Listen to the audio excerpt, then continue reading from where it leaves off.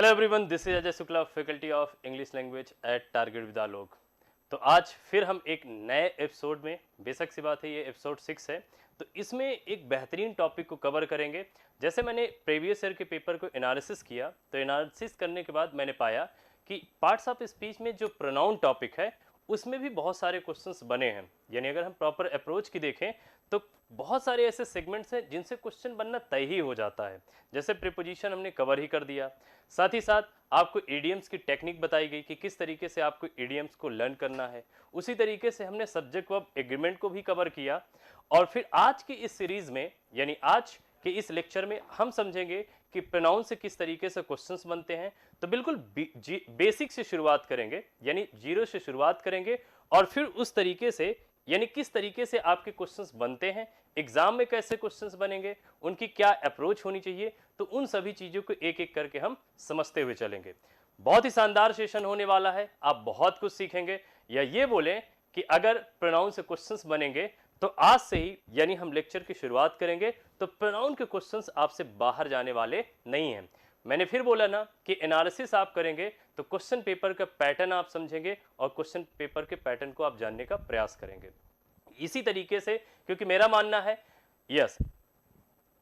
है कि आप किसी भी टॉपिक को, जब भी आप कोई भी प्रिपरेशन करते हैं किसी भी एग्जाम के लिए, तो हमेशा जो प्रिपरेशन होना चाहिए वो उसी एग्जाम को लेकर के होना चाहिए। मतलब अगर हाई कोर्ट की आप प्रिपरेशन कर रहे हैं तो हाई कोर्ट की होना चाहिए, अन्य एग्जाम की अगर कर रहे हैं तो उसका नेचर ऑफ द क्वेश्चंस जो होते हैं वो अलग होता है। तो आप सभी लोग तैयार भी होंगे। इसी तरीके से आपके स्क्रीन पे नंबर्स चल रहे होंगे, आप हमसे जुड़िए, आप हमसे जुड़े और सभी प्रकार की जितनी भी आपको इन्फॉर्मेशंस होंगी वो सब दी जाएंगी। नंबर्स चल रहे हैं तो उन पे आप, हेल्पलाइन नंबर है, आप किसी भी प्रकार के एडमिशन से रिलेटेड जो भी प्रोसीजर है आपको उनको पूछ सकते हैं। और साथ ही साथ डिस्क्रिप्शन में टेलीग्राम ग्रुप दिया गया है, उस टेलीग्राम से जुड़ना भी ना भूलें, क्योंकि जितनी भी इंफॉर्मेशन होंगी, जो भी आपके मैटर्स होंगे, पीडीएफ्स होंगे, वो सब टेलीग्राम ग्रुप में ही भेज दिए जाते हैं। तो आइए इस शानदार सेशन की शुरुआत करते हैं। जैसा कि मैंने बोला कि आज का जो सेशन होगा उस सेशन में हम कवर करेंगे प्रोनाउन टॉपिक। ठीक है, हम प्रोनाउन देखेंगे और ये समझेंगे कि प्रोनाउन के ऐसे कौन कौन से सेगमेंट्स हैं या ऐसे कौन कौन से काइंड्स हैं जिनसे क्वेश्चन बनना तय होता है, मतलब क्वेश्चन बनेगा ही।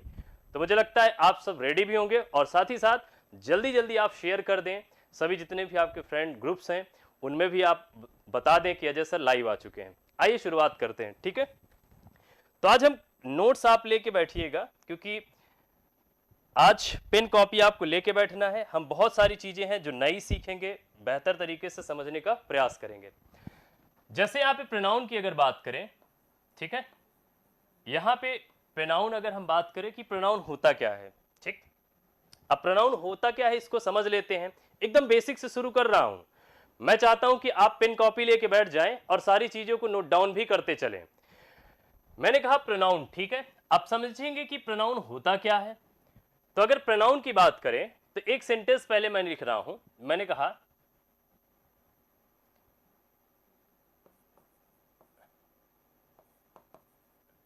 Raju is a good boy.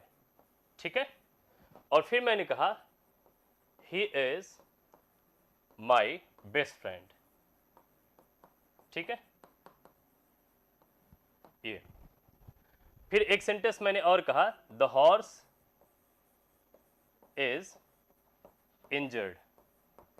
ठीक, और फिर मैंने कहा it needs,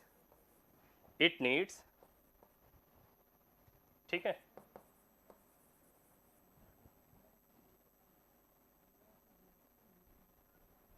some care.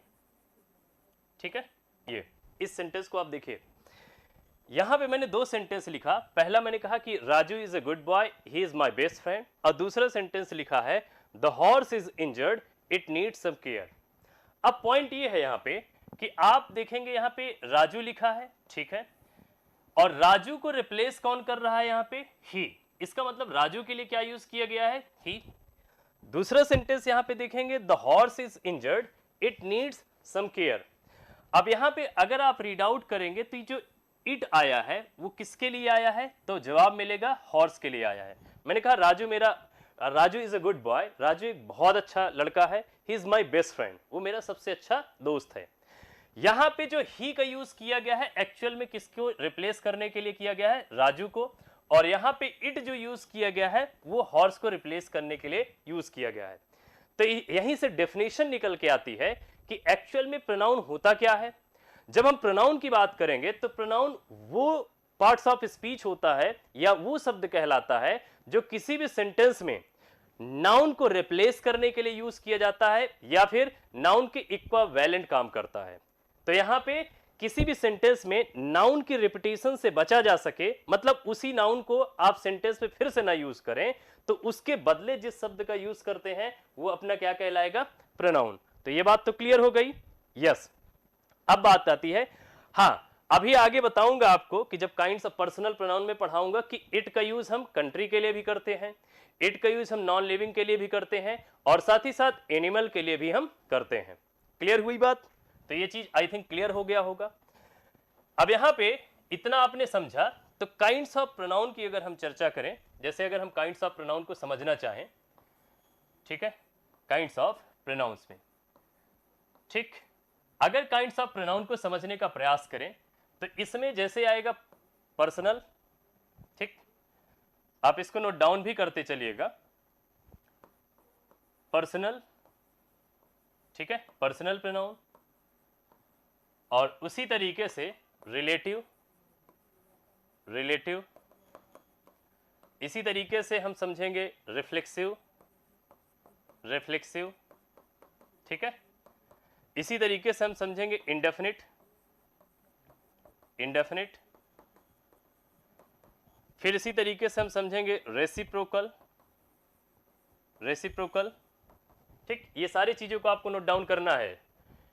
Distributive, distributive,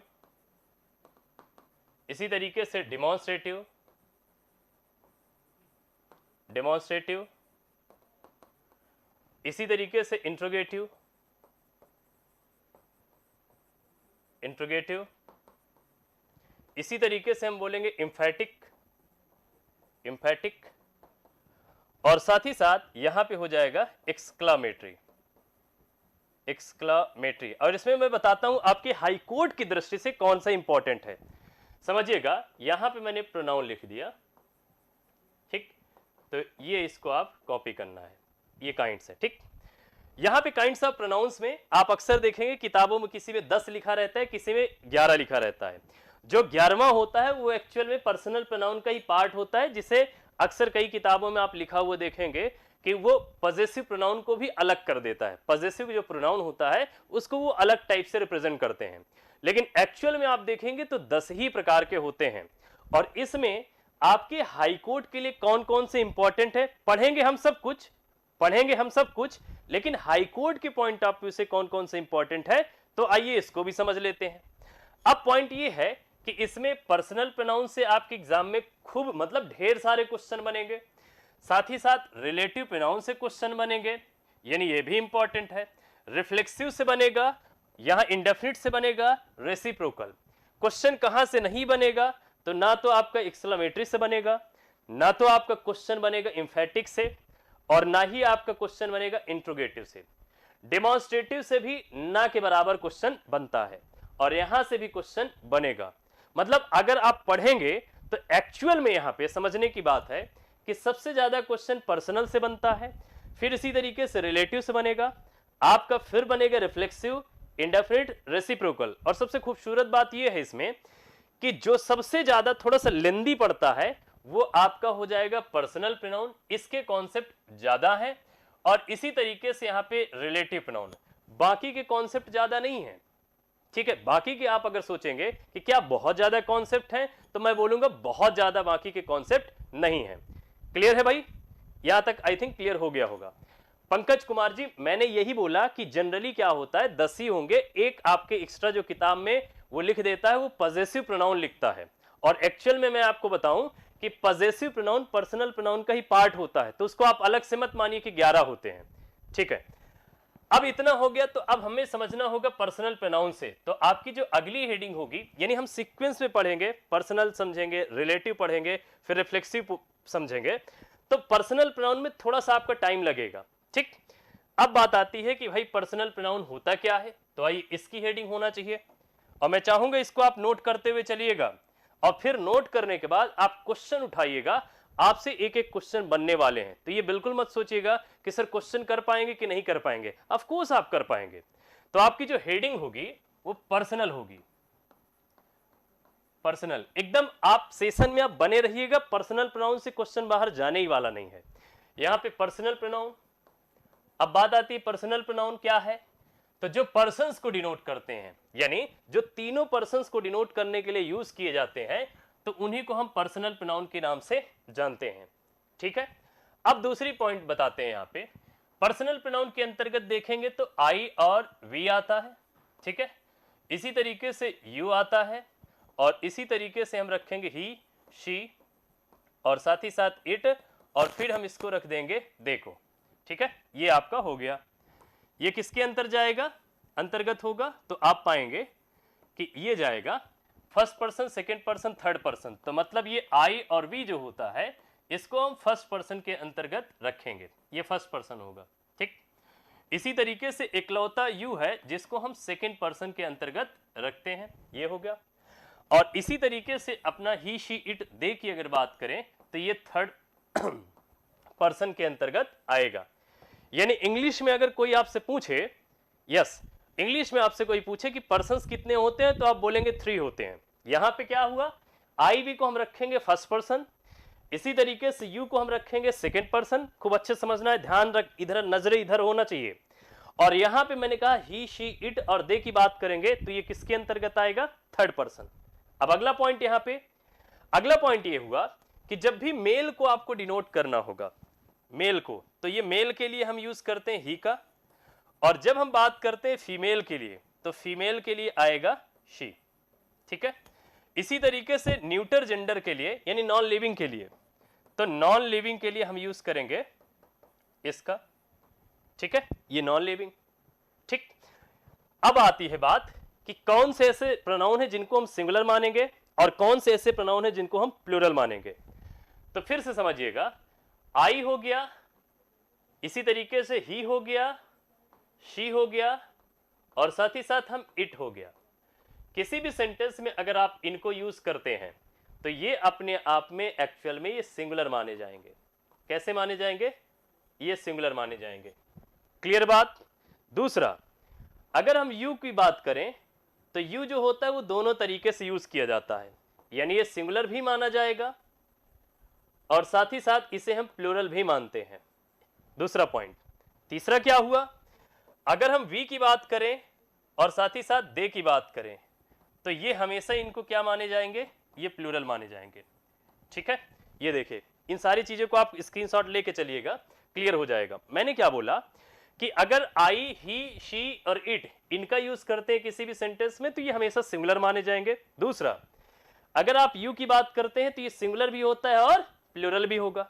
तीसरा, अगर यहां पे बात करें वी और दे की तो दे और वी की बात करेंगे तो ये हमेशा प्लूरल में यूज किए जाते हैं। अब तीसरा पॉइंट समझिए, इसमें जो वक्ता होता है, स्पीकर, जैसे मैं बोल रहा हूं आपको, मैं पढ़ा रहा हूं, ठीक है, तो जो बोलने वाला व्यक्ति होता है, मैं आपको पढ़ा रहा हूं तो मैं किसके अंतर्गत आऊंगा, फर्स्ट पर्सन के अंतर्गत।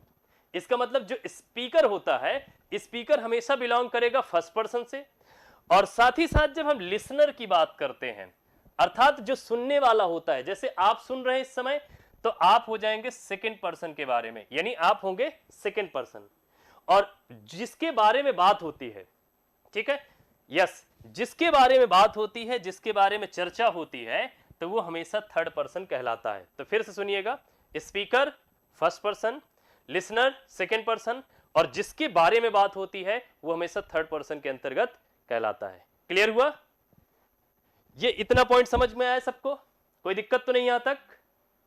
ठीक है, अब इसके आगे बढ़ते हैं। ठीक है, बस एकदम थोड़ा थोड़ा आप चीजें बढ़ती चलेंगी और अभी बहुत सारे क्वेश्चन इसी पे आप खुद करेंगे, इन्हीं पे बेस्ड आप क्वेश्चन करेंगे। ठीक है, अगला देख लेते हैं। अब थोड़ा सा जो आपके लिए इंपॉर्टेंट है वो आप केस लिख लीजिए। अब यहां पे मैंने लिख दिया सब्जेक्टिव केस, ठीक है, सब्जेक्टिव केस, और फिर मैंने लिख दिया ऑब्जेक्टिव केस, ठीक है, यहां पे मैंने कर दिया ऑब्जेक्टिव केस। और फिर पजेसिव केस की कंडीशन को अगर रखेंगे तो यहां पे मैंने रख दिया पजेसिव प्रोनाउन, ठीक है, ये पजेसिव प्रोनाउन को हमने रख दिया। अब साथ ही साथ यहां पे अगला पॉइंट अगर हम देखेंगे तो पजेसिव एडजेक्टिव हो जाएगा, ठीक है, पजेसिव यहां पे एडजेक्टिव। बस इतना आपको दिमाग पे रखना है, उसके बाद अभी सारे क्वेश्चन आप फटाफट करना सीख जाएंगे। आपको नोट क्या करना है, यहां पे आपने लिखा आई, यहां पे आपने लिखा वी, इसी तरीके से यू, और फिर ही, शी, इट, और यहां पे रख दिया दे, ठीक। अब इसको हम रखेंगे, आई को किस में रखेंगे, मी, वी को किस में रखेंगे, अस, ठीक है। इसी तरीके से यू को हम रख देंगे यू में, ही को आप रखेंगे हिम में, साथ ही साथ यहां पे हर में, इसी तरीके से इट को इट में, और साथ ही साथ दे को आप दिम में रख देंगे। बहुत ध्यान से समझिएगा, इनसे क्वेश्चन बनता है, ठीक है। आई को हमने मी, फिर प्रोनाउन में देखेंगे यहां माइंड, और इसको हम रखेंगे अवर्स, इसको रखेंगे योर्स, इसको रखेंगे हिज, यहां पे आप देखेंगे हर हो जाएगा हर्स, ठीक है। यहां पे इसका कुछ नहीं रखेंगे, ब्लैंक कर देंगे, और यहां पे आप रख देंगे दियर्स, ठीक है। यहां पे आप माई लिखेंगे, यहां पे आप अवर लिखेंगे, इसको आप योर में रख देंगे, इसको आपने हिज कर दिया, और यहां मैं अंडरलाइन कर दे रहा हूं। अभी सारी चीजें क्लियर होने वाली हैं। यहां पे आप हर लिख देंगे, और इसको आपने इट्स लिख दिया, और यहां पे आप लिख देंगे दियर। बहुत ध्यान से समझिएगा, ये सारे कॉन्सेप्ट आपके क्वेश्चन में होने वाले हैं, और क्वेश्चन आप आसानी से कर भी पाएंगे। मैंने क्या बोला कि सब्जेक्ट के स्थान पे अगर किसी भी प्रोनाउन का यूज करते हैं, अगर आप किसी भी प्रोनाउन को एज अ सब्जेक्ट यूज करना चाहते हैं, तो इनका लुक जो होगा वो ऐसे होगा। अभी किसी भी सेंटेंस में अगर ऑब्जेक्ट का आप यूज करना चाहते हैं, अर्थात प्रोनाउन ऑब्जेक्टिव केस में आएगा, तो इनका जो अपीयरेंस होगा ऐसे होगा, यानी मी हो गया, अस हो गया, यू हो गया, हिम हो गया, हर हो गया, इट हो गया, और देम होगा। बात आती है यहां पे प्रोनाउन और एडजेक्टिव में, यहां पे माइन हो गया, अवर्स हो गया, इसी तरीके से योर है, योर्स है, हिज है, हर्स है, और देयर्स की बात करते हैं, ये आपका हो जाएगा पजेसिव प्रोनाउन। और एडजेक्टिव की बात करेंगे तो यहां पे माई, अवर, योर, हिज और हर, और इसी तरीके से इट्स और देयर कहलाएगा। अब पॉइंट ये आती है कि sir my, our, your, his, her, और यहां पे इट्स लिखा है देयर, हमें कैसे पता चलेगा कि एक्चुअल में यहां पे पजेसिव प्रोनाउन की रिक्वायरमेंट है यानी सेंटेंस में, या फिर पजेसिव एडजेक्टिव की, यानी डिफरेंस क्या है। हम कैसे जानेंगे कि इनकी यहां सेंटेंस में पजेसिव प्रोनाउन की जरूरत है या फिर पजेसिव एडजेक्टिव की। दूसरा, और कौन कौन सी कंडीशन है जिससे हम ये समझ पाएंगे कि सब्जेक्टिव केस चाहिए कि ऑब्जेक्टिव केस। अब एक एक चीजों के बारे में समझते हैं। तो हमारा जो लेक्चर शुरू होने वाला है वो एक्चुअल में शुरुआत होगा यहां से, यानी सब्जेक्टिव केस से। तो सबसे पहले we will try to understand what is subjective case, ठीक है। तो एकदम आप सब लोग नोट कर रहे हैं ना? हाँ, आई थिंक आप नोट डाउन कर रहे होंगे। तो अभी देखिए यहां पे कुछ अंडरलाइन है, मैंने हिज को भी लिख दिया है, और साथ ही साथ हिज यहां भी है। हम समझेंगे कि इस हिज में और यहां पे अंतर क्या है। दूसरा, हम भी समझेंगे यहां पे कि यहां पे भी हर का यूज किया गया है और यहां भी हर का यूज किया गया है। तो हम समझेंगे कब ऑब्जेक्टिव केस है और कब यहां पे एक्चुअल में पॉजिटिव केस है। एक एक पॉइंट को समझने वाले हैं, ठीक। आइए, नोट कर रहे हैं ना सभी लोग? वेरी गुड, ठीक है। अगला देख लेते हैं। अब सुनिए, ध्यान से आपको देखना है और सारी चीजों को समझते हुए चलना है। जैसे मैं अगर समझाऊं आपको, तो पहला पॉइंट यहां पे सब्जेक्टिव केस, ठीक है। यहां पे हम समझेंगे सब्जेक्टिव केस। अब सब्जेक्टिव केस का मतलब है कि यहां पे सब्जेक्टिव केस जो सब्जेक्ट के स्थान पे यूज होंगे। तो पहला ये है जहां पे सब्जेक्ट के स्थान पे, तो आप लिखेंगे इन प्लेस ऑफ सब्जेक्ट, यानी सब्जेक्ट का स्थान पर। तो यहां पे इन प्लेस ऑफ सब्जेक्ट आप लिखेंगे, पहला पॉइंट, ठीक है, सब्जेक्ट के स्थान पे। दूसरा ये है कि मान लीजिए एक प्रोनाउन, यहां पे एक नाउन आप यूज कर देते हैं, एक नाउन, और साथ ही साथ यहां पे कंजंक्शन कोई आ जाए, कंजंक्शन, और इसके साथ कोई प्रोनाउन यूज कर दें, तो एक कंडीशन ये भी बनेगी, ठीक है। और दूसरी कंडीशन ये होगा, यस दूसरी कंडीशन है कि मान लीजिए यहां पे प्रोनाउन ही आपने यूज कर दिया और फिर कोई कंजंक्शन यूज कर दिया, ठीक है, ये कोई कंजंक्शन आपने यूज कर दिया और फिर इसी तरीके से आप कोई प्रोनाउन यूज करते हैं, तो एक कंडीशन यहां से ये आएगी, ठीक, इतना आपको नोट डाउन करना है। पहले इसका स्क्रीनशॉट ले लें, हाँ इसका स्क्रीनशॉट ले लें, फिर मैं समझाता हूं, ठीक। अब सुनिएगा, जैसे मैंने कहा you and I are good friends, are good friends, ठीक है, ये इसी तरीके से मैंने कहा वी, ठीक है, you and they have done it, ठीक है, ये देखिए। अब ये तो एक सामान्य बात हो गई कि भाई अब यहाँ पे क्या है, सब्जेक्ट के स्थान पे हम यूज कर रहे हैं, तो इसका मतलब ये कि दोनों किस केस में है, सब्जेक्टिव केस। यहाँ पे सब्जेक्ट के स्थान पे यूज कर रहे हैं, यानी दो से अधिक की भी कंडीशन बनेगी तो आप किसका यूज करेंगे, तो आप पाएंगे कि यहाँ पर भी जो कंडीशन बनेगी वो सब्जेक्टिव केस में ही आएगी। यानी दो या दो से अधिक अगर आए तो दो या दो से अधिक की कंडीशन बने या दो की बनेगी, तो हमेशा प्रोनाउन जब भी आएगा तो आपको सब्जेक्टिव केस में ही यूज करना पड़ेगा। एक पॉइंट यहां से जब क्वेश्चन बनने की बात आती है हाई कोर्ट जैसे एग्जाम में, तो अब ध्यान से समझिएगा आप, ठीक है, इसको समझने की जो आवश्यकता है आपको,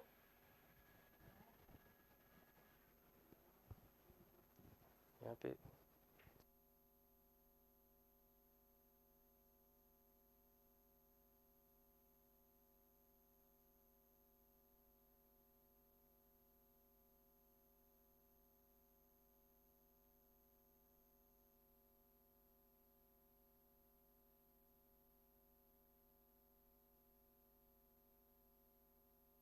ध्यान से देखिएगा, इसको नोट भी करते चलना है आपको। मैंने यहां पे सब्जेक्टिव केस की कंडीशन को पुट कर दिया, ठीक है। अब दूसरी पॉइंट समझिएगा, एक सेंटेंस जो बनता है, मैंने कहा इट इज, अब सुनिए, इट इज, मैंने मी बोला, इसी तरीके से हिम बोला, इसी तरीके से हर बोला, एक्सेट्रा मैंने बोल दिया, ठीक है, ये भी सही है। दूसरा पॉइंट, यहां पे मैंने बोला इट इज आई, ठीक, इट इज ही मैंने बोला, इसी तरीके से इट इज शी हो गया, एक्सेट्रा, और यहां पर भी ये भी सही है। एक सेंटेंस बोलता हूं, मैंने कहा it is me who have given you some money, ठीक है, सम मनी। एक सेंटेंस ये हुआ। दूसरा सेंटेंस समझिएगा, यहां पे मैंने बोला it is I who have given you some money, ठीक है, सम मनी। अब अच्छे से समझने की बात यह है, यहीं से क्वेश्चन बनना शुरू हो जाता है। पॉइंट नंबर, ये देखिए इस चीज को, यहां पे इस सेंटेंस में आप यहां पे एक्सप्रेशन को देखिए, लिखा है इट इज मी, फिर इसी तरीके से हिम है, इसी तरीके से हर है, और मैंने यहां पे टिक कर दिया कि ये सही है।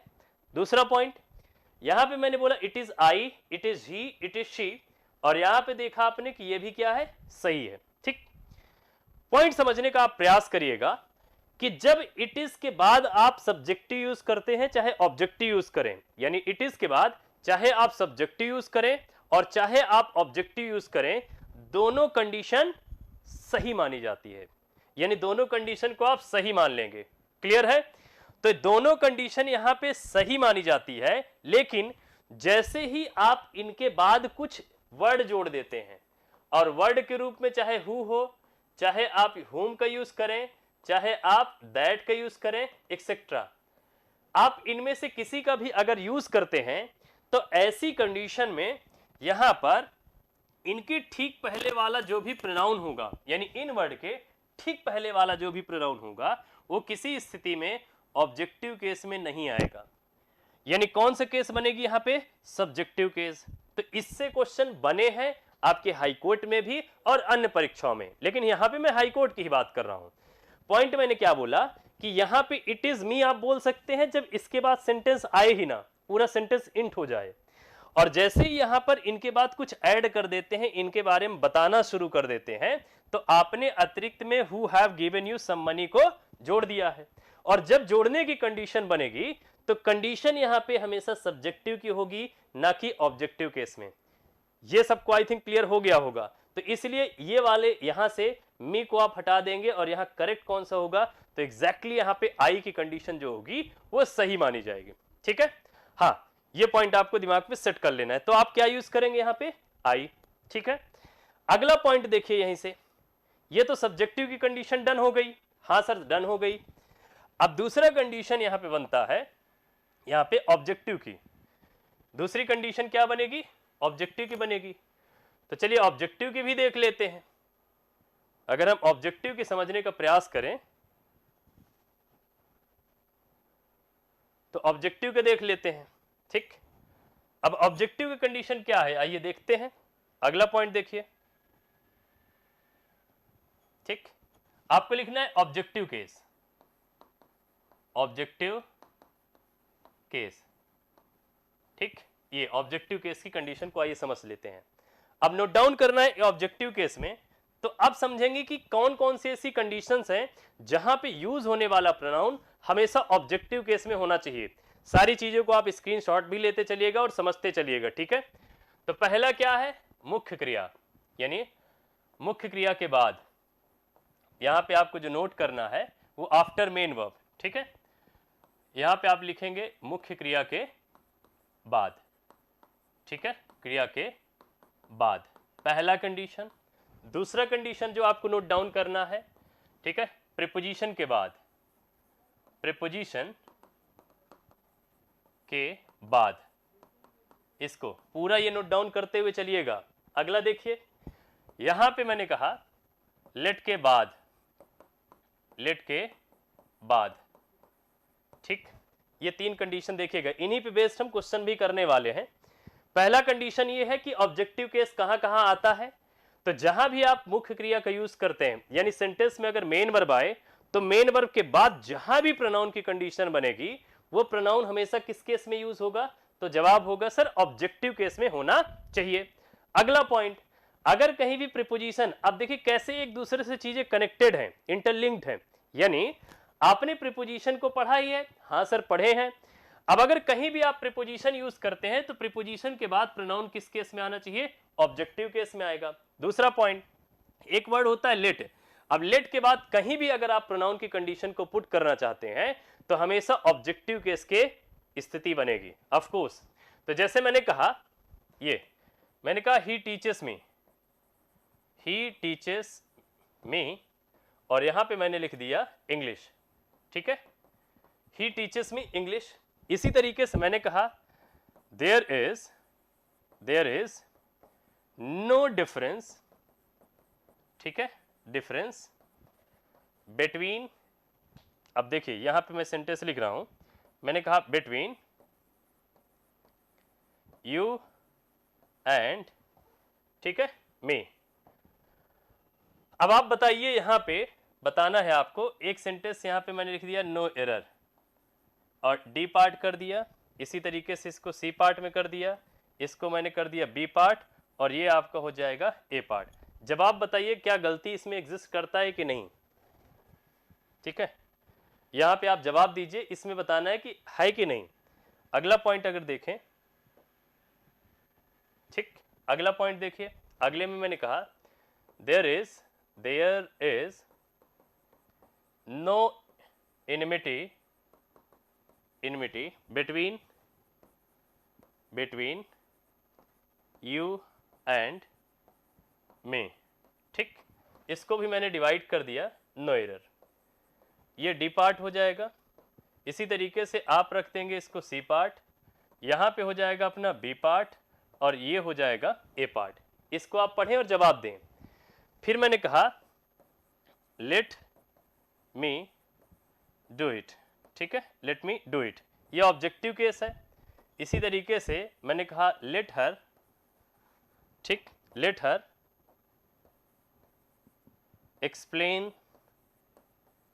एक्सप्लेन दिस, ठीक है, लेट हर एक्सप्लेन दिस, ये सेंटेंस हुआ।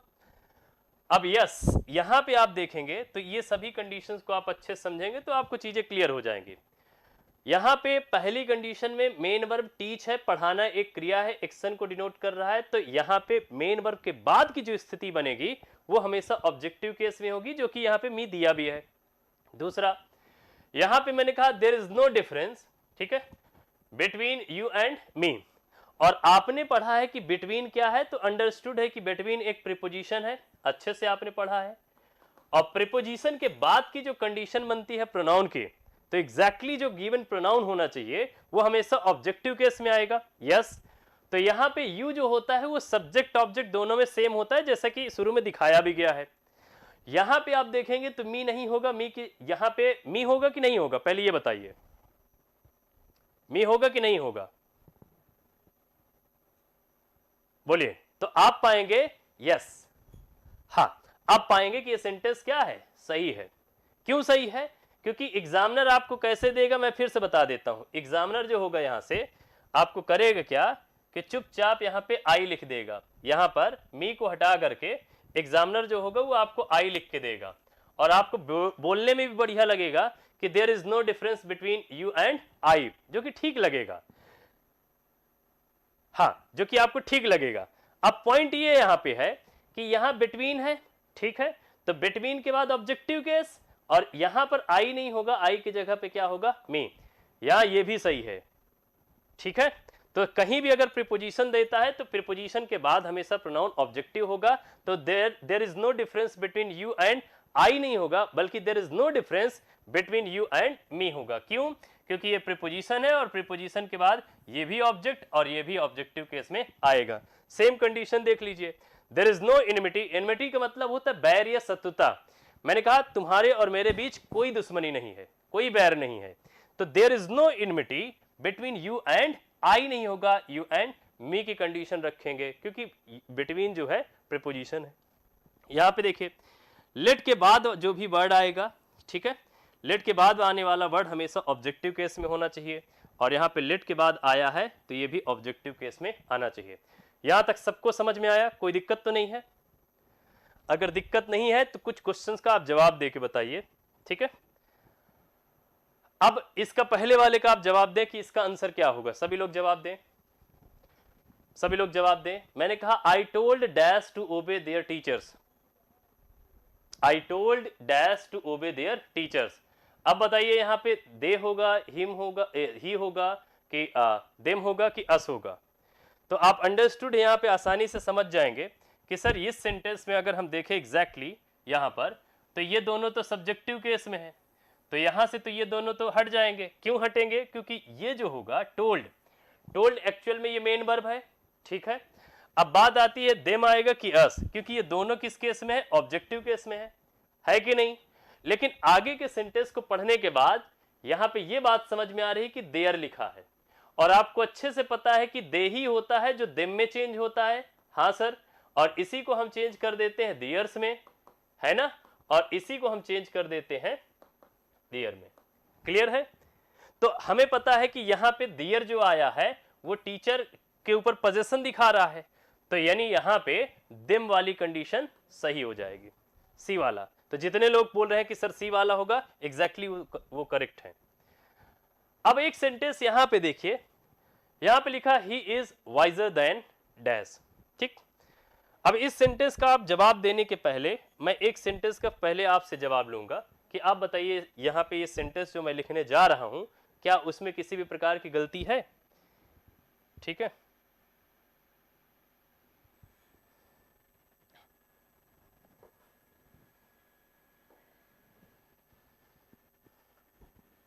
ठीक है, आइए देखते हैं। अच्छा ये बताइए, आप सेंटेंस बताइए, you are taller than me होगा कि आई होगा? मैं आपसे पूछ रहा हूं, आप इन दोनों में जवाब दें। यहां पे मी होगा कि आई होगा? सभी लोग बताएं प्लीज। इस सेंटेंस में मैंने कहा you are taller than me होगा कि आई होगा? और एक सेंटेंस और, I respect her less than, ठीक है, लेस देन, अब यहां पे आपको बताना है हिम होगा कि ही होगा। जल्दी से आप फटाफट जवाब दें सभी लोग।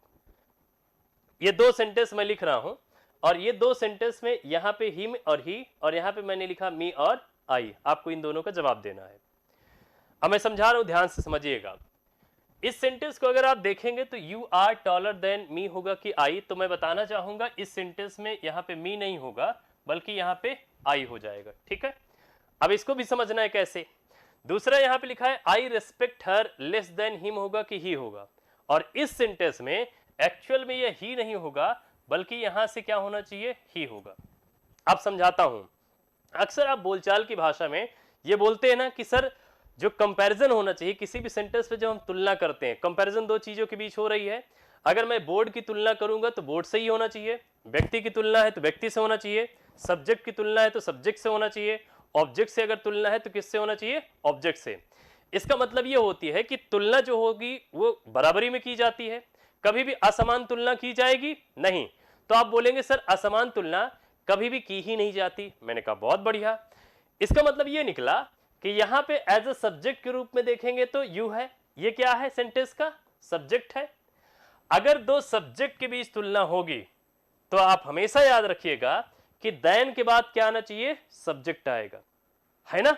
जिस केस के बीच तुलना हो वही केस हमेशा देन के बाद आना चाहिए। यानी दो वर्ड यहां पे है, एक यहां पे अपने पास वर्ड होता है देन और एक वर्ड आता है अपने पास एज।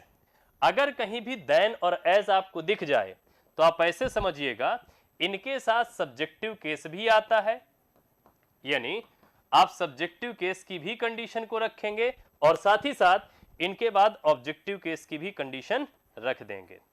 यहां पे ऑब्जेक्टिव केस मैंने क्या बोला, देन और एज के बाद दो कंडीशन आएगा, है ना। दो कंडीशन क्या है, यहां पे सब्जेक्टिव भी आ सकता है और ऑब्जेक्टिव भी आ सकता है। बस आपको यह ध्यान रखना है कि अगर दो सब्जेक्ट के बीच कंपैरिजन हो तो इनके बाद सब्जेक्ट आएगा और ऑब्जेक्ट के बीच होगा तो ऑब्जेक्ट आएगा। इस सेंटेंस में सब्जेक्ट के बीच कंपैरिजन हो रही है तो इसीलिए यहां पे आई सही हो जाएगा। और जबकि सेकंड वाले में आप देखेंगे तो कह रहा है कि आई respect her less than him होगा कि ही। अब इसका एक्चुअल में मतलब क्या होता है इसको समझ लीजिए। जब एग्जैक्टली आप समझने का प्रयास करेंगे कि इसका मतलब क्या होता है ना। देखिए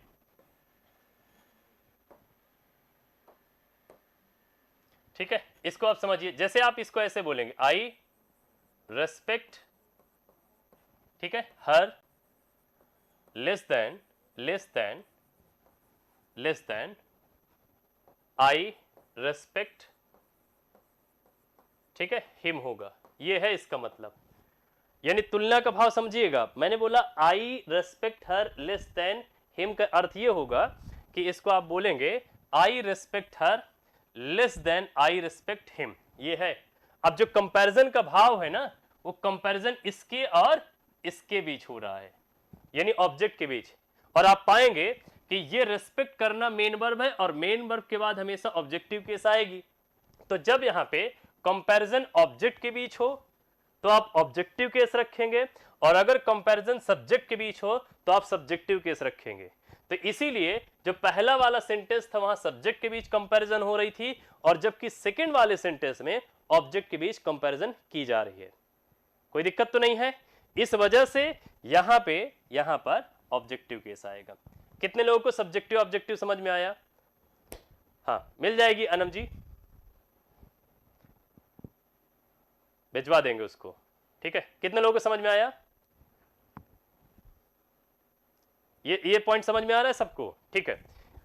अब अगर समझ में आ गया तो इस सेंटेंस का जवाब दीजिए। यहां पे ही इज वाइजर देन सी होगा कि हर होगा कि हिम होगा या दिम, बताइए।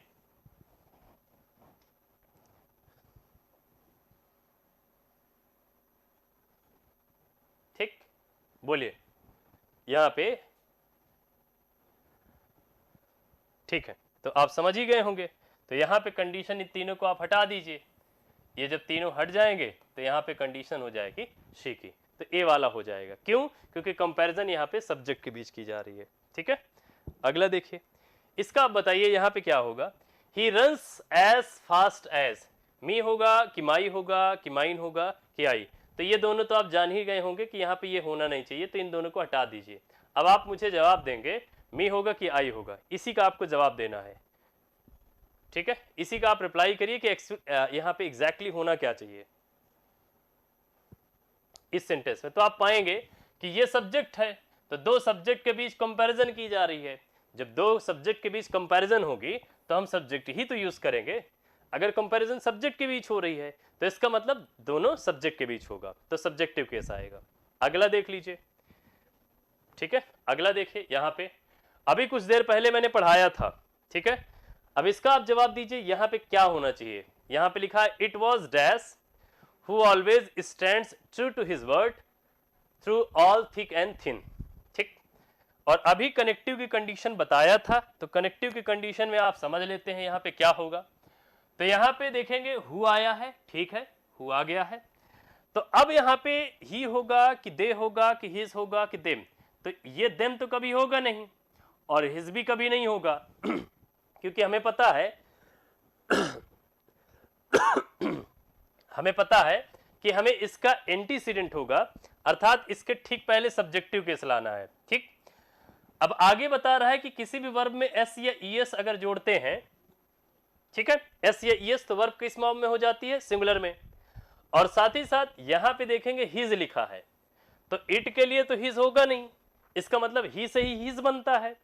तो इसी वजह से आप यहां पे इसको करेक्ट कर देंगे, तो ये डी नहीं होगा, तो आप बोलेंगे इट वॉज ही। क्यों? क्योंकि यहां पे स्टैंड्स भी आया है और साथ ही साथ ये हिज जो होगा ये बता रहा है कि जो हिज बना है वो किससे मिलके बना है, ही से। तो ही है जो हिमसेल्फ में चेंज हो जाता है, ही है जो हिज में चेंज हो जाता है। क्लियर हुई बात? हाँ, मजा आ रहा है कि नहीं सीखने में? सारी चीजें को आप सीखने में आप इंजॉय कर रहे हैं कि नहीं? सारी चीजें बढ़िया लग रही हैं? Very good. अगला देख लेते हैं। अगला यहां पे देखिए, जवाब फिर से दीजिए। यहां पे लिखा है it was dash who does her work on time. अब आप समझ गए होंगे कि यहां पे हर लिखा है, तो इसका मतलब हर किससे मिलके बना है, शीशे। शीशे। बताइए यहां पे फिफ्थ का आप जवाब दें, क्वेश्चन नंबर 5 का आप जवाब दें प्लीज। हाँ एग्जैक्टली, यहां पे ना तो दे का यूज करेंगे, ना तो हिज का और ना ही का, क्योंकि यहां पे हर लिखा है और आपको पता है कि सी जो है, यानी सी का जो फॉर्म होगा, अगर हम ऑब्जेक्टिव केस की बात करें या पॉजिटिव केस की, तो ऐसी स्थिति में ये जो शी है वो किस में चेंज हो जा रहा है, हर में, तो इसीलिए ये भी हट जाएंगे। ठीक, अगला देख लीजिए। ठीक है, अब यहां पे लिखा है it is yours and that is, ठीक है, दैट इज मी लिखा है, माई लिखा है, आई लिखा है, माइन। तो चलिए इसके अंतर को आप थोड़ा सा समझ लीजिए। ठीक है, और भी एक पॉइंट है जो आपके लिए जानना बहुत जरूरी है और आपको स्पेसिफिक पॉइंट जानना आवश्यक बन जाता है। तो आइए देख लेते हैं कि आखिर ये कौन सा पॉइंट है जो कहीं ना कहीं इंपॉर्टेंट बन जाता है। ठीक है, इसको यहां पे देखें, तो यहां पे पॉजिटिव प्रोनाउन तथा, ठीक है, एडजेक्टिव, यहां पे पॉजिटिव एडजेक्टिव में लिखे दे रहा हूं ताकि क्लियर हो जाए। पॉजिटिव, ठीक है, एडजेक्टिव में अंतर समझिएगा, डिफरेंस। ठीक है, difference between positive pronoun and positive adjective. अब देखिए जितने भी, जैसे आप जानते हैं कि माइन लिखा है, उसी तरीके से अवर्स लिखते हैं, योर्स लिखते हैं, वो सब प्रोनाउन कहलाते हैं, पॉजिटिव प्रोनाउन। माई हो गया, योर हो गया, हिज हो गया, ये सब क्या कहलाते हैं, अपने पॉजिटिव एडजेक्टिव। ठीक है, यानी समझिएगा, ये जैसे माइन आप लिखते हैं, इसी तरीके से आप अवर्स लिखते हैं, इसी तरीके से योर्स लिखते हैं, और यहाँ पे हिज की भी बात करेंगे, और यहाँ पे हर्स की बात करेंगे, और साथ ही साथ ये दियर्स होगा। अभी अंतर समझिएगा, ये प्रोनाउन है और ये कौन से प्रोनाउन है, तो आपको पता है यहाँ पे पॉजिटिव प्रोनाउन है। दूसरा, इसी पे आप माई देखेंगे और उसी तरीके से आवर देखेंगे, और यहाँ पे, ठीक है, यहाँ पे योर हो जाएगा, और साथ ही साथ यहाँ पे हिज लिख देंगे, यहाँ पे हर आ जाएगा, और साथ ही साथ यहाँ पे इट्स लिख दिया जाएगा, और यहां पे मैंने लिख दिया देयर्स, और ये जो होगा वो क्या कहलाएगा, एडजेक्टिव है। ठीक, इसको हम एडजेक्टिव बोलेंगे। अंतर थोड़ा सा आपको जानना जरूरी है। अब देखिए यहां पे जब भी पॉजेसिव एडजेक्टिव होगा, ठीक है, पॉजेसिव एडजेक्टिव, तो पॉजेसिव एडजेक्टिव हमेशा अपने साथ नाउन लेता है। ये क्या लेगा, ये नाउन लेगा। और जब भी हम पॉजेसिव प्रोनाउन की बात करते हैं, ये यहां पे हम पॉजेसिव प्रोनाउन की अगर बात करें, तो पॉजेसिव प्रोनाउन जो होता है वो एक्चुअल में पॉजेसिव एडजेक्टिव, यानी पॉजेसिव एडजेक्टिव अब प्लस नाउन के इक्वल काम करता है। ये किसके बराबर काम करेगा, यानी पॉजेसिव प्रोनाउन की अगर किसी भी सेंटेंस में हम बात करते हैं तो ये काम करता है पॉजेसिव प्रोनाउन पॉजेसिव एडजेक्टिव और नाउन के बराबर काम करेगा। ठीक है, अब एक सेंटेंस में लिख रहा हूं, आप समझिएगा। मैंने कहा माई प्रॉब्लम इज डिफरेंट, ठीक है, माई problem is different from yours. ये सेंटेंस को मैं लिख रहा हूं, ठीक है, इनको ध्यान से आप देखने का थोड़ा सा कोशिश करिएगा। ठीक,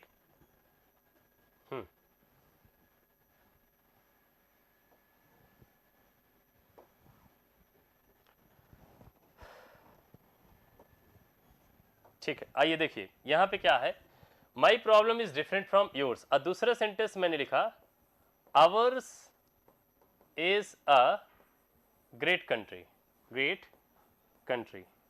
ठीक है। ये देखिए ours is a great country, अच्छे से आपको देखना है और फिर यहां पे क्लियर हो जाएगी चीजें। एक और देख लीजिए, I saw my parents and yours there, ठीक है, ये 3 सेंटेंसेस हैं। ठीक है, ये चीज क्लियर है।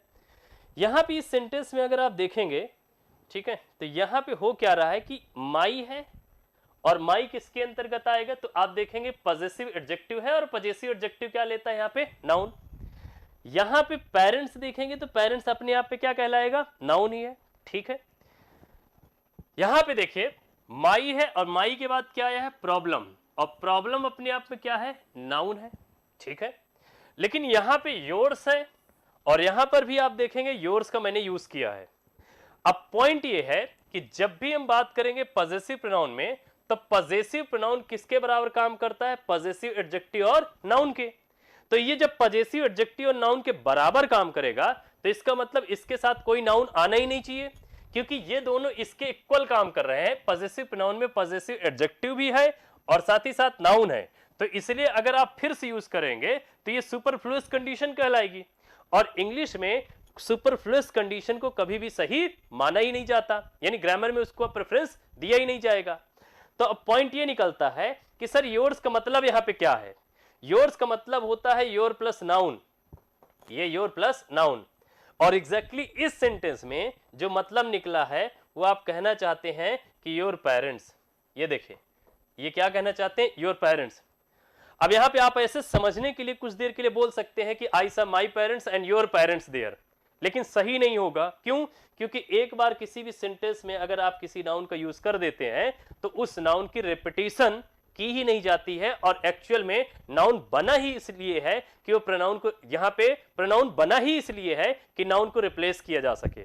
और यहां पे पेरेंट्स को रिप्लेस करने के लिए मैंने यूज कर दिया योर्स। तो आप समझने के लिए बोल सकते हैं कि I saw my parents and your parents there, लेकिन ग्रामेटिकली ये सही नहीं होगा।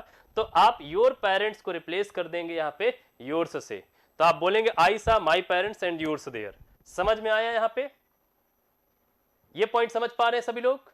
यहां पे देखिए ours is a great country लिखा है, ours is a great country, और यहां पे ours is a great country आप बोलिए, या फिर आप बोल सकते हैं our country is great, our country is great बोलिए, या ours is a great country, बात बराबर है। ये चीज खूब अच्छे से सेट कर लीजिए, ours is a great country is equal to our country is great. फिर देखिए यहां पे my problem is different from yours, तो यहां पे योर्स बराबर योर प्रॉब्लम, तो आप ऐसे बोल सकते हैं कि माई problem is different from your problem, लेकिन यहां पे केवल समझने के लिए, ग्रामेटिकली आप योर प्रॉब्लम को फिर से रिपीट नहीं करेंगे, क्योंकि प्रॉब्लम की एक बार सेंटेंस में चर्चा हो गई। कितने लोगों को ये पॉइंट समझ में आया? तो इन शॉर्ट आपको दो शब्द यानी आप दो लाइन याद रखिएगा। क्या कि सर पजेसिव एडजेक्टिव जब भी आएगा वो अपने साथ पोजेशन शो करने के लिए नाउन लेके आएगा, ठीक है। और पजेसिव प्रोनाउन जब भी आएगा वो कभी भी नाउन लेके नहीं आएगा, ठीक है, वो कभी भी नाउन नहीं लेके आएगा। तो इसमें नाउन को का भाव छिपा होता है, यानी पजेसिव प्रोनाउन का हम यूज ही इसलिए करते हैं कि सेंटेंस में जिस नाउन को हम डिनोट करना चाहते हैं पजेसिव प्रोनाउन के माध्यम से, वो सेंटेंस में कहीं ना कहीं आया होता है, ठीक है। हां, ऐसे सेंटेंस में पजेसिव प्रोनाउन से जिस नाउन को हम दर्शाना चाहते हैं वो कहीं ना कहीं सेंटेंस में पहले से आया होता है। जैसे हम एक्चुअल में पेरेंट्स को दर्शाना चाहते हैं, यानी योर्स यानी पेरेंट्स को हम दर्शाना चाहते हैं पजेसिव प्रोनाउन के माध्यम से, तो इसलिए यहां पे ये पहले ही कहीं ना कहीं इसका जिक्र हो चुका है। यहां पे ours is a great country, तो आवर्स में यहां पे कंट्री का भाव छिपा हुआ है, आवर कंट्री इज ग्रेट, या आप बोल सकते हैं hours is a great country. बस इतना है प्रशांत चौधरी। अब ये क्वेश्चन देखिए तो आपको क्लियर हो जाएगा। अब अगर मैंने कहा it is yours, it is yours, कोई चीज है जिसके लिए कहा जाता है इट इज योर्स या तुम्हारा है, एंड दैट इज, तो आप बोलेंगे sir that is mine, that is mine. यह तुम्हारा है और वह मेरा है, वह तुम्हारा है और यह मेरा है। बताइए क्लियर हुआ? It is yours and that is mine. बस अगला है, ये देखिए, अब यहां पे आप देखिए क्या लिखा है, कह रहा है कि this is not your school, this is not your school, it is dash, ठीक। यहां पे कह रहा है कि this is not your school, ये तुम्हारी स्कूल नहीं है, तो योर के बाद क्या आया है, तो आप पाएंगे स्कूल आया है, यानी यहां पे पोजीशन शो किया जा रहा है स्कूल पे, ठीक है। तो अब बताइए इट, यहां पे इट इज बी होगा तो आप बोलेंगे सर यहां पे बी का होगा ही नहीं, तो मैं बोलूंगा क्या यहां पे अस होगा, तो आप फिर से बोलेंगे नहीं सर। तो मैं बोलूंगा क्या यहां पे अवर होगा, तो आप बोलेंगे नहीं सर, तो होगा क्या, इट इज अवर्स। आप बोलेंगे it, this is not your school, ये तुम्हारी किताब, ये तुम्हारी स्कूल नहीं है, यह हमारी है, हमारी है, इट इज आवर्स।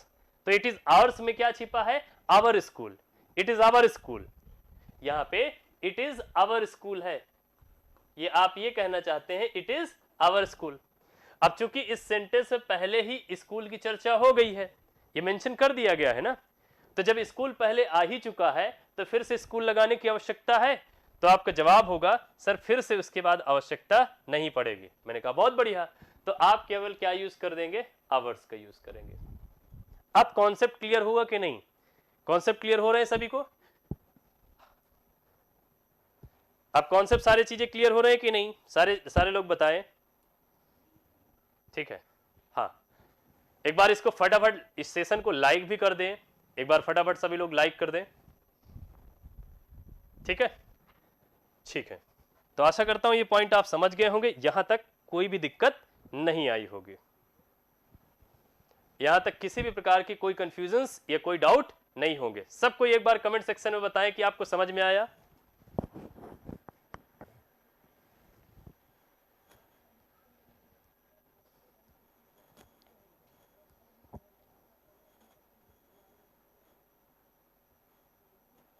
ठीक है, सब लोग एक बार, हाँ एक बार सभी लोग लाइव भी कर दें।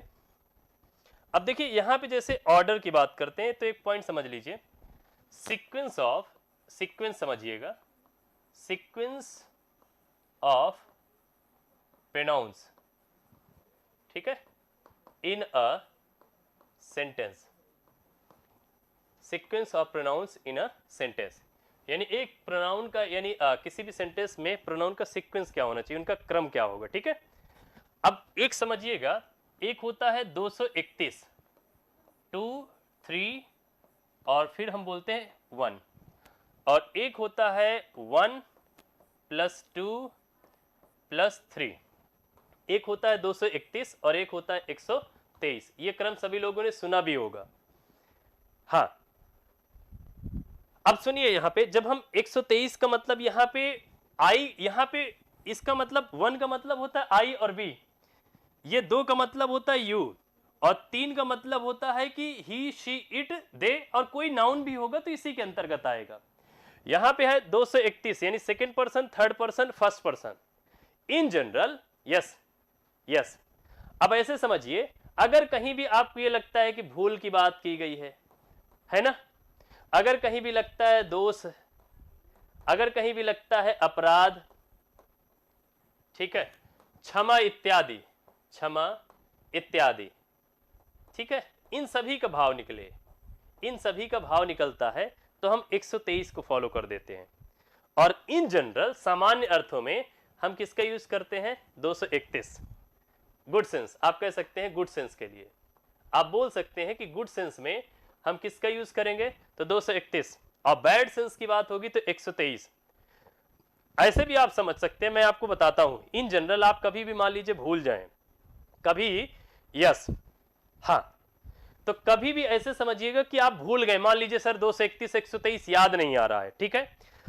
अच्छा, एक चीज आप बताइए, जब भी आप, कई लोग संगठन में काम करते हैं, ठीक है, कई लोग मिल करके कोई काम आप करें, कोई भी चीज हो जिसमें एक से ज्यादा लोग इन्वॉल्व होते हैं, अगर कोई काम अच्छा काम हुआ होता है तो ये ह्यूमैनिटी कहती है, ये नैतिकता बोलती है कि आप हमेशा उस काम का श्रेय खुद को नहीं देते हैं। जैसे कोई बड़ा ऑर्गेनाइजेशन आपने खड़ा कर दिया, कोई कंपनी शुरू की, तो आप यही तो बोलते हैं कि ये सब आपकी वजह से, आपकी वजह से, और मेरा भी थोड़ा प्रयास था, इसकी वजह से ये कंपनी बहुत ज्यादा ग्रोथ कर रही है। ये तरीका, मैनर होता है कि जब भी कोई अच्छा काम हो तो नाम हमेशा पहले बोला जाता है, इनकी वजह से, इनकी वजह से, और मैं भी थोड़ा सा प्रयास किया, सबकी वजह से ये काम सक्सेसफुल हो गया। ऐसे ही बोलते हैं कि नहीं? ऐसे ही बोलते होंगे। लेकिन जब भी आप कोई काम चौपट कर देते हैं, कोई चीज गलत कर दें, है ना, कोई चीज गलत कर देते हैं, तो अक्सर ये तरीका बोला जाता है कि सबसे पहले अपना नाम ले लिया जाए। यानी आप बोलते हैं ना कि हाँ, मैंने, आपने और उन्होंने, ये सब मिल करके काम बिगाड़ दिया। तो सबसे पहले तरीका ये होता है कि कोई भी गलत काम हो, आपसे कोई गलती हो जाए, कोई भूल हो जाए, कोई अपराध हो, क्षमा हो, तो हमेशा ये मैनर बोलता है कि आप अपना नाम सबसे पहले लें, यानी फर्स्ट पर्सन को आप बोलेंगे, फिर उसके बाद सेकेंड पर्सन अगले व्यक्ति को, और फिर कोई तीसरा व्यक्ति होगा उसके बारे में बोलेंगे। और जब अच्छी बात होती है तो अच्छी बात में हमेशा क्रम जो होता है 231। क्या आप भूलेगा ये गुड सेंस बैड सेंस वाला कॉन्सेप्ट कभी भूलेगा तो नहीं? तो मुझे तो नहीं लग रहा है कि भूलना चाहिए। अगर नहीं भूलेगा तो आप जवाब दीजिए अगले क्वेश्चन का, ठीक है। अब बताइए, यहां पे लिखा है you dash and I are close friends. अब बताइए, यहां पे ही होगा, वी होगा, हिम होगा, हर होगा, इसको आप जवाब दें। हाँ, तो इसका आप जवाब दे पाएंगे कि यहां पे यू आप बोलेंगे ही, यानी 231, 2 3 1। क्लियर है? तो आप बोलेंगे सेकेंड पर्सन, थर्ड पर्सन और फर्स्ट पर्सन। यहां क्या है? Close friends. अच्छा सेंस दे रहा है, गुड सेंस। और गुड सेंस की कंडीशन में 2 3 1 को फॉलो करते हैं, ये अच्छे से पता है ना। अगला देखिए, इसका आप बताइए यहां पे क्या होगा, जल्दी से आप बताएं प्लीज।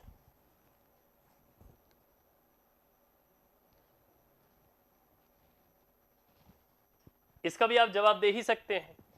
यहां पे यू की कंडीशन को आप पुट कर देंगे, यू, शी एंड आई, तो यहां पे यू को रखेंगे, तो ये 2 3 1। ये देखिए, गो टू टेम्पल डेली, सामान्य बात हो रही है, कोई भूल दूल अपराध वगैरह की बात तो हो नहीं रही है। अगला देखिए, अब आप बताइए यहां पे क्या है, कह रहा है कि dash are guilty of cheating, ठीक है, हम लोग चीट करने के जो है अपराधी हैं। तो आप बताइए यहां पे क्या होना चाहिए। यहां पे अगर आप प्रॉपर तरीके से समझेंगे तो 10वें का आप बताइए, इसमें 10वें का क्या होना चाहिए। तो आप पाएंगे कि 123 में हमें भूल दोष अपराध की बात होती है, 1 2 3, तो first person, second person, third person, यही वाला अपना सही हो जाएगा, बाकी ये सब हट जाएंगे। फर्स्ट पर्सन, सेकेंड पर्सन और थर्ड पर्सन 123 के सीक्वेंस को फॉलो करेंगे, 123 के सीक्वेंस को हम फॉलो कर लेंगे, है ना। चलिए, कोई दिक्कत तो नहीं है यहां तक? तो चलिए आज के लिए इतना ही करते हैं, इसके आगे भी काफी क्वेश्चंस हैं, तो मैं करूंगा क्या कि इन क्वेश्चंस को भेज दूंगा, आप जितने भी पढ़ा है आपने कॉन्सेप्ट उन पे बेस्ड करिएगा। ये देखिए सीक्वेंस से ही रिलेटेड है, यहाँ पे आगे की कंडीशन या पॉजिटिव केस से भी कुछ चीजें हैं जो आपको बची थी, बताना जरूरी था। यहाँ पे भी पॉजिटिव केस से ही है। तो चलिए हम नेक्स्ट लेक्चर में देख लेंगे, इनसे बची हुई जो चीज़ें हैं वो पॉजिटिव केस से संबंधित होंगी, तो इनको भी हम देख लेंगे। तो होप करता हूँ आपने इस सेशन को एंजॉय किया होगा, आपने इस सेशन को अच्छे से समझा होगा। इस सेशन में किसी भी प्रकार की दिक्कतें या कोई कंफ्यूजन्स नहीं हुई होगी। कोई दिक्कत तो नहीं हुई? आप बताइए, क्लास इंटरेस्टिंग लगी? क्लास में कोई दिक्कत तो नहीं है? सभी लोग कमेंट सेक्शन में बताएं। ठीक है, जितने भी लोग हैं एक बार कमेंट सेक्शन में बताएं कि हाँ सर कोई दिक्कत नहीं है। हाँ, तो ये सारी चीज़ों को हमने अच्छे से किया और इसमें होप करता हूं कि आपने कोई भी दिक्कत यानी कोई भी चीज़ों को यस, हाँ, इसको सारी जितने भी मैटर्स हैं उनको आपको भेज दिया जाएगा, उसमें आपको टेंशन लेने की जरूरत नहीं है। ये जितने भी सारी चीज़ें क्वेश्चन से रिलेटेड जो भी चीज़ें हैं, हाँ चलिए, तो आज के लिए इतना ही रखते हैं। केसेस को आप पढ़ लीजिएगा, जितना भी स्टार्टिंग में मैंने केसेस बताई थी उन केसेस को भी आप अच्छे से रिवाइज कर लीजिएगा। सारी चीजें हैं, जैसे शुरुआत का आप जरूर देखिएगा। ये जो बनाया हूं इसको मैं चार्ट दिखा देता हूं। ये चार्ट जो है सबसे इंपॉर्टेंट है। मैं एक बार अभी रुके रहिएगा थोड़ा सा अंत तक, बस 2 मिनट की बात है। इसको आप समझ लीजिए थोड़ा सा, चार्ट जो है, ठीक है। यहां पे ये जो चार्ट मैं बनाया हूं, बस 1 मिनट में चार्ट आने वाला है, ठीक है। इस चार्ट की कंडीशन को आप देख लीजिए और उसके बाद आपको कोई दिक्कत नहीं होगी। बस 2 मिनट की बात है, ठीक। इस चार्ट को आप देख लें, बस इसके पहले आएगा ये चार्ट। सब लोग अपनी क्लास के बारे में आप बताइएगा कि किस तरीके से आपको क्लास लगी। जो आपको सबसे इंपॉर्टेंट है वो इसमें इसको देख लीजिएगा, उसके बाद केसेस से रिलेटेड, यही आपके लिए है जरूरी। फिर केस से रिलेटेड आपको क्वेश्चन नहीं फंसने वाले, इस चीज की तो श्योरिटी है। ये जितने भी पॉइंट्स यहाँ पे लिखे गए हैं, ये पॉइंट्स बहुत जरूरी है। ये जो मैं आपको दिखाना चाह रहा हूं ये बहुत जरूरी है। अब यहाँ पे ध्यान से रखिएगा कि ये जितना भी सब्जेक्टिव और ऑब्जेक्टिव केस की कंडीशन मैंने रख दिया है, ये चार्ट आपके दिमाग पे अगर समझ में आया, ये चार्ट आप अगर भूले नहीं, तो इसका मतलब सारी कंडीशंस को आप कर लेंगे। देख लेंगे कि यहाँ पे मी है, यहाँ पे अस है, यहाँ पे यू है। तो ये पॉइंट कुछ चीजें हैं जो हाईलाइट करने वाली है। जैसे आप देखेंगे सब्जेक्टिव केस ऑब्जेक्टिव केस दोनों इसका सेम हो जा रहा है, ये चीज आपको दिमाग में रखना है। इसी तरीके से यहाँ पे सब्जेक्टिव और इसका ऑब्जेक्टिव केस सेम हो जा रहा है, ये भी आपको दिमाग में रखना है। इसी तरीके से यहाँ पे माइन है, अवर्स है, योर्स है, हिज है, हर्स है। और सबसे खूबसूरत बात यह है कि इट का पॉजेसिव केस कोई है ही नहीं आप प्रोनाउन के फॉर्म में। यहाँ पे आप देखेंगे तो देयर्स का यूज किया गया है। इसी तरीके से आप देखेंगे ये माई है, अवर है, योर है, हिज है, हर है, और इसी तरीके से इट्स है और दियर है। अब क्वेश्चन यहाँ पे ध्यान रखिएगा, ये ऑब्जेक्टिव, यहाँ पे ऑब्जेक्टिव केस और पॉजेसिव केस में यहाँ पे डिफरेंसेस हैं, तो दोनों के अंतर को आपको समझते हुए चलना है, ठीक है। तो चलिए आज के लिए इतना ही रखते हैं। ये कंडीशन में हमेशा इस फॉर्म में जब आएगा तो नाउन आएगा, और इस फॉर्म में जब भी आएगा तो इसके साथ कोई भी नाउन का यूज नहीं किया जाएगा। तो ये एडजेक्टिव फॉर्म में नाउन लेगा, अब प्रोनाउन फॉर्म में नहीं लेता है। ये चार्ट आपको अगर दिमाग में रहेगा तो आगे आपकी काफी चीजें जो हैं वो क्लियर हो जाएंगी। होप करता हूं आपको सेशन बहुत अच्छा लगा होगा, आपने सारी चीजों को एंजॉय भी किया होगा।